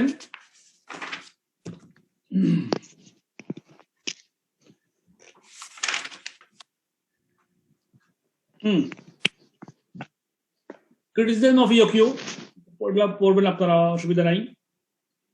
It is based on simplifying assumptions. It will not indicate optimal purchase quantity. It ignores the problem of managing stockouts. It is inconsistent with the philosophy of just-in-time management. Okay. Inventory control systems. What is inventory control system? There are 3 main systems are used to monitor and control inventory levels. Inventory control systems এর বলছে, control কথা দিয়ে আমরা আসলে একটা কি ভাবতে পারি, কি হইতে পারে? জাস্ট একটু বলেন, মাথা কি আসতেছে? ইনভেন্টরি কন্ট্রোল স্যার, ইনভেন্টরি কিভাবে নিয়ন্ত্রণ করা যায় এই সিস্টেমটা। স্যার ইনভেন্টরি কস্টটা কিভাবে নিয়ন্ত্রণ করা যায় এটা? নিয়ন্ত্রণ শব্দটা চলে আসতেছে না? জীবন জি স্যার। স্যার ইনভেন্টরিকে এমন একটা লেভেলে রাখা যাতে করে প্রোডাকশন হ্যাম্পার না হয়, আবার অতিরিক্ত ইনভেন্টরি রাখার জন্য আমার প্রফিটেবিলিটি না কমে এবং আমার ওভারহেড কস্ট গুলো এগুলোর জন্য হ্যাম্পার না হয়। মানে লিকুইডিটি ভার্সেস প্রফিটেবিলিটি। জি হ্যাঁ, এটাই মোর রিজনেবল কথা। লিকুইডিটি ভার্সেস প্রফিটেবিলিটি কথাটা আমরা কিন্তু বারবার এগুলো টানবো। ওয়ার্কিং ক্যাপিটাল ম্যানেজমেন্টের যে সমস্যাগুলো থাকবে, কোন রকম আপনার ওই যে ব্যালেন্সিং এক কথাটা যেটা আছে ওটা বারবার উচ্চারণ করবেন আপনারা, লিকুইডিটি ভার্সেস প্রফিটেবিলিটি। হ্যাঁ, এই শব্দ যেটা মেনশন করবেন তো এক্সামিনার খুশি হবে। Liquidity versus profitability. The 3 main systems are used to monitor and control inventory levels. কি? It is a reorder level system whereby inventory is ordered at a particular set order level. Reorder level system. এটা control system. তারপর periodic review system, যেখানে whereby inventory is checked and ordered at set periods in time. Periodically একটা review করা যায়, এটা একটা system হতে পারে। তারপর হচ্ছে mixed systems incorporating elements of both of the above. Reorder level system, periodic review system, এই দুটোকে মিক্স করে আমরা একটা মিক্স সিস্টেম করতে পারি। এগুলো হচ্ছে মোটামুটি ইনভেন্টরি নিয়ন্ত্রণ রাখার জন্য, প্রফিটেবিলিটি এন্ড লিকুইডিটিকে ব্যালেন্সিং একটার মধ্যে ফেলার জন্য এই ইনভেন্টরি কন্ট্রোল সিস্টেমগুলোকে আমরা ইউটিলাইজ করতে পারি। তো reorder level, calculating reorder level কিভাবে করি আমরা? যেখানে নন ডিমান্ড এন্ড লিড টাইম, যেখানে ডিমান্ড এবং ডিমান্ডটা জানা আছে এবং লিড টাইমটাও জানা আছে, সেক্ষেত্রে আমরা রিঅর্ডার লেভেলটা কিভাবে ক্যালকুলেট করব? Having decided how much inventory to reorder. তার মধ্যে রিঅর্ডারের কোয়ান্টিটি সম্বন্ধে একটু আগে অঙ্কে এক্সাম্পলের মধ্যে জানতে পারছি। তাহলে আমরা ইনভেন্টরি লেভেল কতটুকু সেটা রিঅর্ডার লেভেলটা বুঝতেছি। Having decided how much inventory to reorder, the next problem is when to reorder. When to reorder. কখন আমরা রিঅর্ডারটা করতে হবে। Firm needs to identify a level of inventory which can be reached before an order needs to be placed. একটা order place করার আগে আমার একটা level of inventory আমার বের করে রাখতে হবে আমাদের। সেটা কিভাবে করব? যখন আমার ডিমান্ড জানা থাকবে, লিড টাইম জানা থাকবে, সেক্ষেত্রে আমি আমরা কি করবো সেটাই আমরা আলোচনা করছি। The reorder level is the quantity of inventory on hand when the order is placed. Quantity on hand, quantity of inventory on hand when the order is placed. আমার অর্ডার প্লেস করার আগে আমার হাতের মধ্যে কিছু কোয়ান্টিটি থেকে গেল, ওইটা হচ্ছে রিঅর্ডার লেভেল, যেখানে আমার ডিমান্ড জানা আছে এবং লিড টাইম জানা আছে। When demand and lead time are known with certainty, the ROL বা reorder level may be calculated exactly. For example, that is ROL is equal to demand in the lead times. তার মানে lead টাইমে আমার যত inventory utilise হবে, usage হবে, হ্যাঁ, ওইটা ইনভেন্টরি যদি আমি রেখে দিই, সেটাই হচ্ছে কি আমার রিঅর্ডার লেভেল। তার মানে কি আমার স্টক আউট হয়ে যাবো না। আমি কনফার্ম জানি যে আমার লিড টাইম 8 দিন, আমি কনফার্ম জানি যে আমার লিড টাইমের মধ্যে 8 দিন ডিমান্ড আছে, ডিমান্ড কনফার্ম আছে এবং লিড টাইম 8 দিন হবে। তাহলে ওই লিড টাইমে অনুযায়ী কত ডিমান্ড আছে সেটুকু পরিমাণে আমি মালামাল ইনভেন্টরি আমি রেখে দিব। সেটা হচ্ছে কি আমার নোন কেসে, known demand and lead time, এরকম কেসে আমি রিঅর্ডারটা কন্ট্রোল করব। Using the example 3 দেখেন, using the data for W company, assume that the company adopts the EOQ as its order quantity and that it now takes 2 weeks for an order to be delivered. যদি আমার ওটা হয়, হ্যাঁ, using the company, কারণ আমি একটু ওটা 6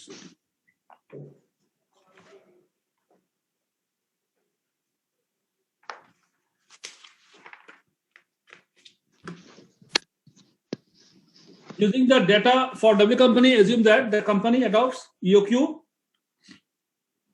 as its order quantity and that it now takes 2 weeks for an order to be delivered. তার মানে লিড টাইমটা কত এখানে? লিড টাইমটা কত? Calculate how frequently the company will place an order. Calculate how much inventory it will have on hand when the order is placed. দুটো জিনিস, calculate how frequently the company will place an order, or calculate how much inventory it will have on hand when the order is placed. তার মানে reorder আমার এখানে lead টাইমের মধ্যে যেটা content লাগবে। এখন লিড টাইম কত? লিড টাইম কত বলেন? 2 weeks। হ্যাঁ, তো আমরা এখানে যাই, আপনাদেরকে এখনই দেখাচ্ছি।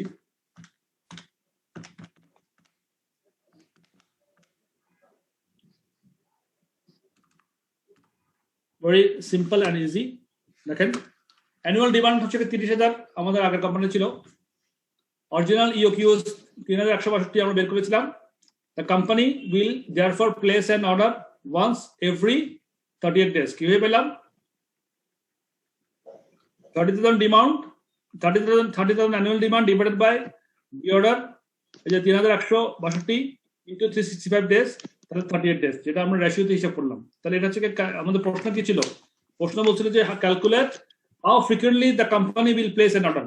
তাহলে 38 days এর মধ্যে, প্রত্যেক 38 days এর মধ্যে আমরা কোম্পানিগুলো একবার করে আমাদের অর্ডার প্লেস করতে হবে।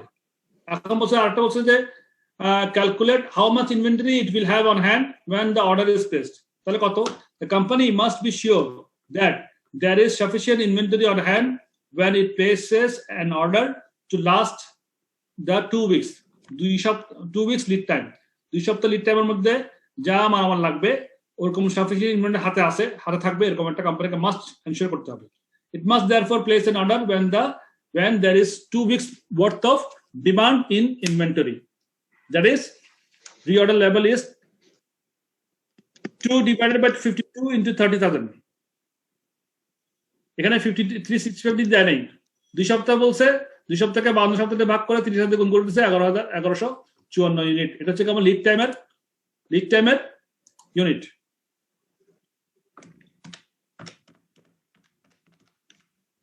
বোঝা গেছে? জি স্যার। এখন দেখেন বাফার স্টক যদি আর well with variable demand or variable lead time, যদি আমার ডিমান্ডটাও আমি জানি না, variable lead time to variable, when there is insufficient uncertainty over demand or lead time unknown, then the reorder level will be calculated as saman maximum demand into maximum lead time. Money this will lead to the creation of buffer stock. এখানে buffer stock কথা আসছে। buffer stock কি? Buffer stock is a quantity of inventory that should not usually be needed, সাধারণত দরকার হয় না, but that might be needed if actual demand during the supply lead time exceeds the average demand, or if lead times are longer than expected. Buffer stock has a cost. The annual cost of holding buffer stock is the annual amount of the buffer stock multiplied by the annual holding cost for 1 unit of the inventory item. তাহলে buffer stock যদি বেশি inventory থাকে তাহলে cost বাড়বে। তো buffer stock calculation করার জন্য calculating the buffer stock কিভাবে বের করব? Reorder level. তো রিঅর্ডার লেভেলটা হচ্ছে maximum demand per day in units into maximum reorder lead time, ওটা বের করব। তারপর average usage, average demand per day in units into average reorder lead time, ওটা বের করব। তাহলে এক্স, ওই এক্স থেকে মাইনাস ওয়াই বিয়োগ করলে যা থাকবে সেটা buffer stock. Note that this is the reorder level when demand or lead time are uncertain.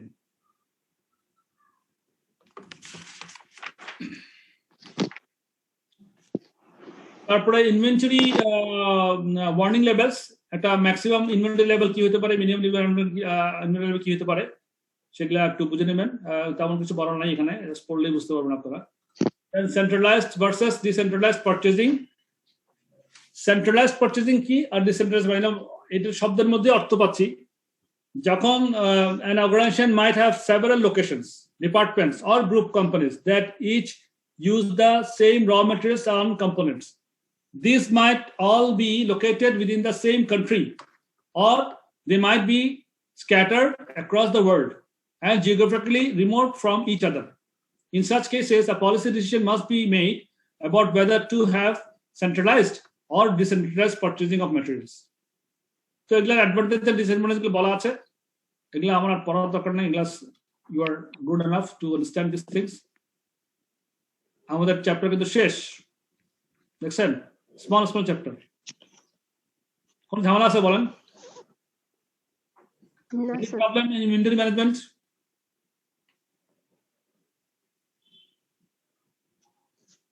No sir. আপনাদের বাড়ির কাজ আছে কিন্তু, ওয়ার্কিং ক্যাপিটালে যে আমি টেস্ট অফ আন্ডারস্ট্যান্ডিং যে করাই নাই, আমি চাই যে আপনারা করবেন, করে ওটাতে ওয়ার্কিং ক্যাপিটালের মধ্যে আপনাদের কোনো ঝামেলা থাকলে আমাকে বলবেন, অবশ্যই আমরা আলোচনা করতে পারবো। বাট এবং ইনভেন্টরিও যে সমস্ত আছে সেগুলো আপনারা করবেন, এবং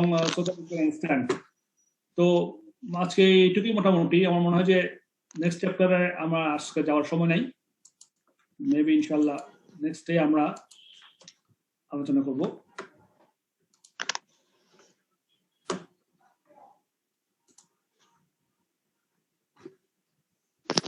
তো বলেন কি অবস্থা?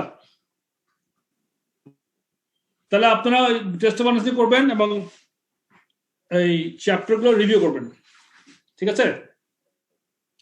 তাই এখানে আমাদের সবই সহজ সহজ, কিন্তু প্রচুর প্র্যাকটিস করা দরকার স্যার, শুধু প্র্যাকটিস আর প্র্যাকটিস। প্র্যাকটিসটা করার আমি একটা নিয়ম বলে দিই আপনাদেরকে, সেটা হচ্ছে আপনারা ফর এক্সাম্পল 10 থেকে 15টা প্রবলেম সলভ করে ফেলবেন। সলভ কিভাবে করবেন দেখবেন, শুধু পড়বেন না, মানে আপনাদের তো ম্যাচুরিটি আছে, জবে আছেন বা ব্যবসায় আছেন, পরে প্রবলেমগুলো যত প্রবলেম পারবেন কভার করে পড়ে ফেলবেন। প্রবলেমগুলো বুঝতেছেন কিনা সেটাই হচ্ছে মেইন কথা, আপনি প্রবলেমটা বুঝতে পারতেছেন কিনা, ইনসাইট অফ প্রবলেম আপনাকে ধরতে পারতেছেন কিনা। যদি ধরতে পারেন তাহলে বুঝবেন যে আপনার মোটামুটি প্রিপারেশন গুড। 15টা পরে আপনি 5টা প্র্যাকটিস করেন, এনাফ। 5টা লিখেন, এনাফ। আপনি 15টা একদম লেখার দরকার নেই, অত টাইমও পাবেন না। আপনি 15টা 20টা পড়বেন, 4টা 5টা অঙ্ক প্র্যাকটিস করবেন, ইনশাল্লাহ হয়ে যাবে। কারণটা কি, এখানে নাথিং ডিফিকাল্ট। এখানে আপনার মানে কম্পিটিশনাল ডিফিকাল্টি তো নাই এই সাবজেক্টে। এখানে আছে কি কনসেপচুয়াল গুলো। তো কনসেপচুয়াল গুলো আমরা যতটুকু পর্যন্ত পারি আমাদেরকে ক্লিয়ার করতে হবে। যদি আপনি যদি প্রবলেম পড়ে যদি বুঝতে না পারেন, তাহলে বলবেন যে আপনার কনসেপ্টের মধ্যে গলদ আছে, তখন আপনি আবার রিভিউ করবেন যে আপনার কনসেপ্ট কোথায় গলদ আছে, সেটাই ইম্পর্টেন্ট। সো প্রবলেম গুলো বেশি পড়লে আপনি তখন বুঝবেন যে আপনার কনসেপ্টটা ক্লিয়ার হয়ে যাচ্ছে। এবং once you can read the problem, you can answer sure, কারণ আপনি প্রবলেম বুঝলে তো সমাধান সহজ। আর সিলেবাস যে চেঞ্জ হচ্ছে, এটা কি P1 এরও হবে নতুন সিলেবাসে? মনে হয় টোটাল P1 এ হবে, সবগুলি হবে। চ্যাপ্টার কি ম্যাক্সিমাম গুলাই চেঞ্জ হবে নাকি? এটা তো আমি তো এভাবে বলতে পারবো না, তবে অনেক চেঞ্জ আসতেছে। হ্যাঁ, এবং চেঞ্জ আসলেও একটা জিনিস মাথায় রাখেন, এই যেগুলো আমরা পড়তেছি এখন, এগুলার বাইরে তো কোনো পড়া রাখা নাই। হয়তো বা এই সাবজেক্টের এই চ্যাপ্টারটা অন্য চ্যাপ্টারে যাবে, ওটা থেকে এদিক সেদিক হবে, কিন্তু বেসিক এগুলো তো আমাদের জানতেই হবে। কোনো না সিলেবাসে কোনো না কোনো জায়গাতে এগুলো আপনাকে কভার করতেই হবে। এগুলো তো বেসিক জিনিস, এগুলা ছাড়া এগুলো তো বেসিক, বেশি চেঞ্জ হবে কিনা। স্যার ইচ্ছা করলে কি 15 সালের যে সিলেবাস আছে ওই সিলেবাসে কন্টিনিউ করা যাবে না স্যার? এটা তো আমাদের আইসিএমবি ম্যানেজমেন্টের সিদ্ধান্ত। কারণ হলো স্যার, মানে প্রপোজ সিলেবাসটা আসলে ফেসবুকে দেখছি, এখন বর্তমান স্যার যুগে স্যার যে কোয়েশ্চেন গুলো দেখি, আসলে lengthy question sir, lengthy question করলেই যে স্যার কম্পিটিটিভ, এটা স্যার ভাবা মনে হয় স্যার একটু ভাবার বিষয় আছে। আমাদের আইসিএম এর কোয়েশ্চেন গুলো এখন যে ধারায় আবার যাচ্ছে, মানে শুনতেছি আর কি স্যার, যে আবার ওই লেন্দি কোয়েশ্চেন আগের সিলেবাসের মতো। লেন্দি কোয়েশ্চেন হইলে স্যার কি কোয়ালিটি কন্ট্রোল হয়? যেমন বিদেশি স্যার যে কোর্স গুলো আছে, যেমন সিমা স্যার, এসিসিএ, কম্পিউটার বেসড, এখানে তো স্যার সিজিএমএ, ওখানে স্যার ওই কোর্স গুলো কি একদম খারাপ স্যার। আর নেক্সট সিলেবাসের ক্লাস কি অনলাইনে হবে নাকি অফলাইনে? আচ্ছা আপু, স্যারের কোশ্চেন আমার কোশ্চেনের উত্তরটা স্যার দেখতে পড়ে। আমি আপনার কোশ্চেনটা উত্তর দিচ্ছি। 1730, আপনার নামটা অবশ্যই দেখা যাচ্ছে না, আপনার নাম কি? স্যার শফিকুল ইসলাম স্যার, আপনার সাথে আমার দেখা হয়েছিল ইয়াতে প্রোগ্রামে। আচ্ছা, হ্যাঁ। আমি বলি আপনাকে, লেংদি কোশ্চেন মানে যে আপনার খারাপ তা না। আমি লেংদি কোশ্চেন হলে আপনার বরং খুশি হওয়া উচিত। লেংদি কোশ্চেন মানে আপনার সেন্সে যদি বলি, সাধারণত করা হয় কি, কেস স্টাডি দেওয়া হয়, একটা কেস প্লট দিয়ে দেবে আপনাকে একটা এক্সাম্পল একটা কেস দিয়ে দেবে, আপনার একটা কোম্পানির একটা অবস্থান আপনাকে দিবে। ওই অবস্থানটা আপনি পড়ে যদি বুঝতে পারেন যে ওর কি সমস্যা, আপনার তো মোর প্র্যাকটিক্যাল, কিন্তু ওটা কিন্তু কঠিন কিছু না, ওটা কিন্তু কঠিন না, ওটা বরং ইজিয়ার। কিন্তু লেংদি আপনি মনে করবেন না, ওটাকে আপনাকে পড়তে জানতে হবে। আমি এই জন্য বারবার বলছি যে পড়তে জানতে হবে। আপনি যে পড়ার সময়, একটু আগে যেটা বলছিলাম, পড়ার সময় আপনি প্রবলেমটা বুঝতেছেন কিনা সেটা হচ্ছে ইম্পর্টেন্ট। আমরা চাই তাই, কিন্তু আপনারা প্রবলেম তো আপনারা প্রত্যেকটা ক্ষণে আপনাকে ফেস করতে হবে। তো পড়ার সময় আপনার প্রবলেমটাকে আপনি কভার করতে পারতেছেন কিনা, দ্যাট ইজ ইম্পর্টেন্ট। তবে লেংদি বলতে কিছু নাই আসলে। 15 যে সিলেবাসটা স্যার, এটা কিন্তু স্যার অনেকের চোখে স্যার খুবই মডার্ন মনে হয়। মানে আমাদের ব্যক্তি, অবশ্য আপনারা ভালো বুঝবেন, কিন্তু ব্যক্তিগত অবজারভেশনে স্যার 15 সিলেবাসটা কিন্তু খুবই মডার্ন মনে হয়। কিন্তু এখন 15 এখন 10 সালের সিলেবাসের মতো যাচ্ছে শুনতেছি। তো 10 সালে আমরা ব্যাকডেটে যাচ্ছি কেন স্যার? এমনটাই বেশিরভাগ মানুষের কাছে শুনতেছি স্যার। হাইপোথেটিক্যাল কথা বলতেছেন, এটা আসলে আমি উভয় উত্তর দিতে চাই না। আচ্ছা স্যার, আপনি দেখিয়েন স্যার, যদি আপনার প্রপোজ সিলেবাসটা থাকে আপনার কাছে, একটু দেখিয়েন স্যার সাবজেক্ট গুলো, এতগুলো সাবজেক্ট, 2100 মার্কস, মানে বুঝতেছি না স্যার, আপনি একটু দেখিয়েন স্যার। কারণ আপনারা যেহেতু এই লেভেলে আছেন স্যার, আপনারা অবশ্যই এডুকেশন কাউন্সিলের সাথে কথা বলবেন।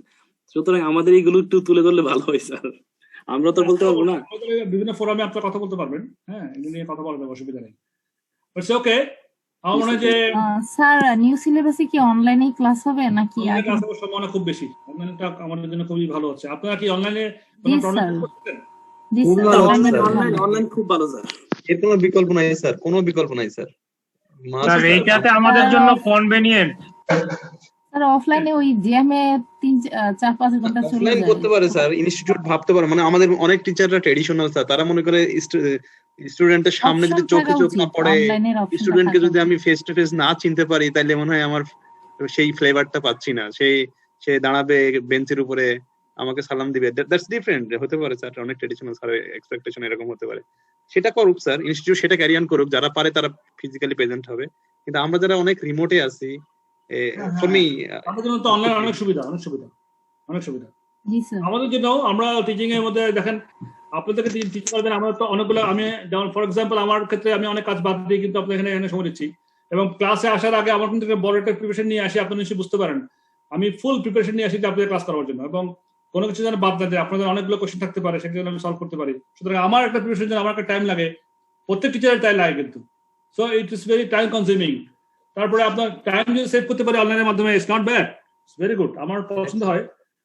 জানি না আপনারা কতটুকু নিতে পারতেছেন, তবে আমি মনে হয় যে এটা ভালো। স্যার অফলাইনে হলে অবশ্যই ক্লাস নিতে করতে পারছি। পারবো না সব।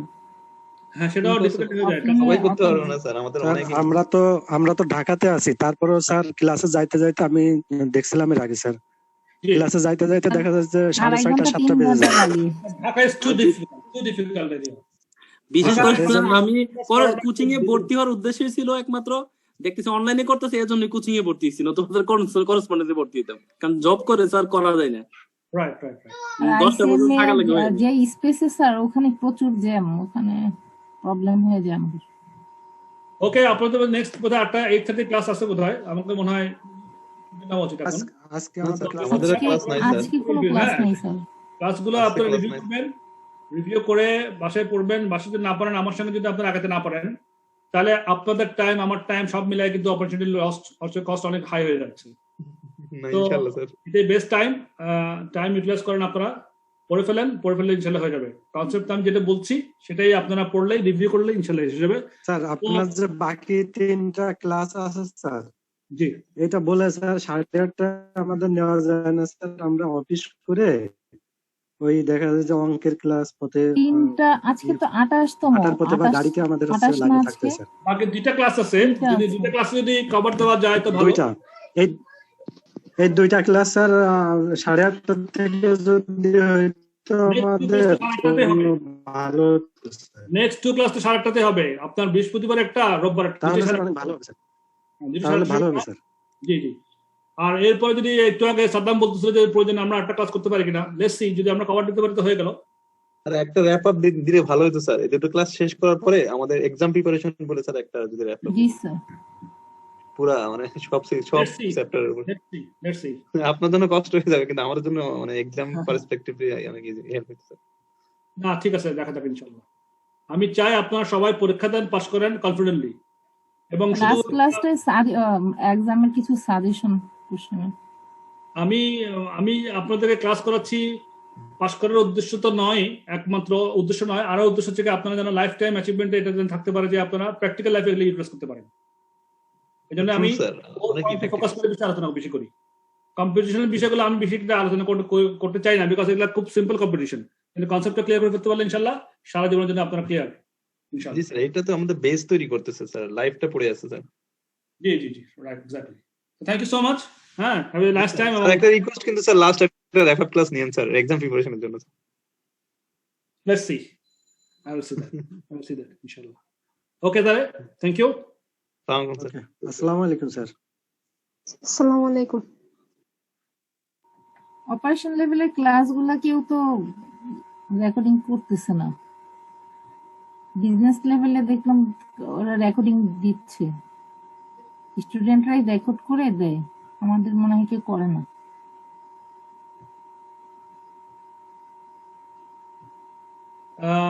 মৌসুমী আক্তার, আমি জানি না আসলে রেকর্ডিং কেউ করে কিনা, বাট আইসিএমএ তে রেকর্ডিং হয় মনে হয়, কারণ আমি রেকর্ডিং এর এখানে নোট দেখতে পাই উপরে লাল বাতি চলে, অথবা আর আইসিএমএ তে আমাদের রেকর্ডিং তো থাকতে পারে। স্টুডেন্টদের এখনো দেয় আছে না, স্যার।